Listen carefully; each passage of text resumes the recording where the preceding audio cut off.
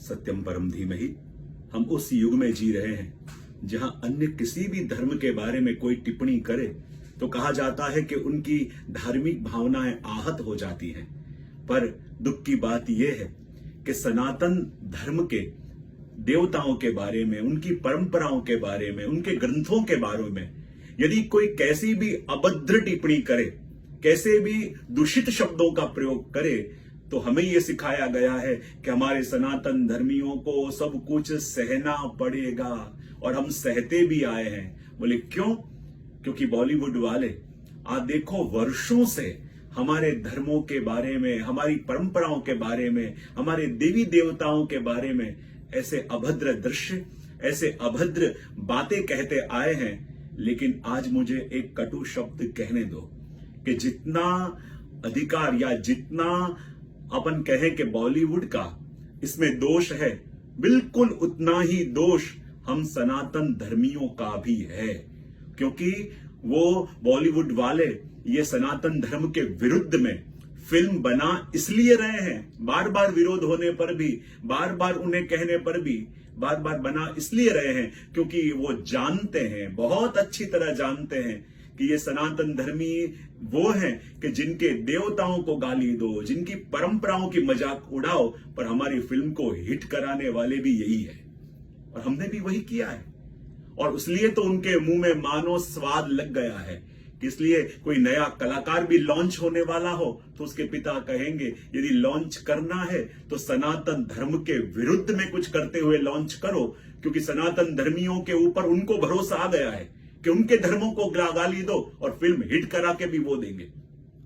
अब समय आ गया है, यदि आप वास्तव में चाहते हो कि बॉलीवुड ये करते अटके, आप वास्तव में चाहते हो कि ऐसी सनातन धर्म को गाली देने वाली, हमारी देवी देवताओं का मजाक उड़ाने वाली फिल्मों को अब अटकना चाहिए, तो उसके लिए हमें एक संकल्प करना पड़ेगा। आर्थिक असहकार का आंदोलन बॉलीवुड के खिलाफ चलाना पड़ेगा। वो क्या करना पड़ेगा? यदि सनातन धर्मी यदि एक निश्चय कर ले कि जिस वर्ष किसी भी बॉलीवुड के डायरेक्टर ने या बैनर ने किसी भी सनातन धर्म के देवी देवताओं के बारे में गलत मैसेज देती हुई कोई एक भी फिल्म बनाई, तो उस वर्ष हम किसी भी बॉलीवुड मूवी को नहीं देखेंगे।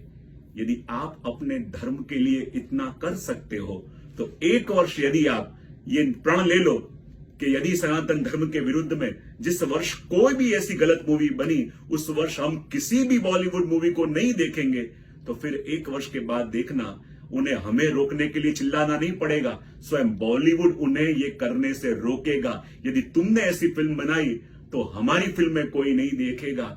यदि इतना आप कर सकते हो और आपको लगता है कि एक वर्ष यदि आप बॉलीवुड की मूवी नहीं देखोगे तो जिंदा रह पाओगे, यदि आपको यूं लगता है कि एक वर्ष भी बॉलीवुड की मूवी नहीं देखोगे तो आपके जीवन में कोई फर्क पड़ने वाला नहीं है, तो एक वर्ष ये करके देखो और फिर देखो हमें रोकना नहीं पड़ेगा, स्वयं बॉलीवुड उन्हें रोकेगा। और दूसरी वस्तु ये, जिस प्लेटफॉर्म के अंदर अजय महाराज फिल्म प्रोड्यूस हो रही है या लॉन्च हो रही है, आज करोड़ों की संख्या में अपन सनातन धर्मी है।